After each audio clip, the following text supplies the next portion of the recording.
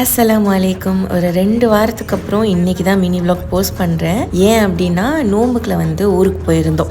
So அதுக்கப்புறம் நோம்பெல்லாம் முடிச்சுட்டு பெருநாளாக முடிச்சுட்டு தான் வந்திருந்தோம் அல்ஹம்துலில்லாஹ். அதனால தான் வந்து என்னால் எந்த வீடியோஸும் போஸ்ட் பண்ண முடியல. இன்ஷா அல்லாஹ் இதுக்கப்புறம் எல்லா வீடியோஸுமே இருக்குது. ஸோ அதெல்லாமே போஸ்ட் பண்ணலாம் இன்ஷா அல்லாஹ். ஸோ எல்லாத்தையுமே பாருங்கள், சப்போர்ட் பண்ணுங்கள். தேங்க்யூ.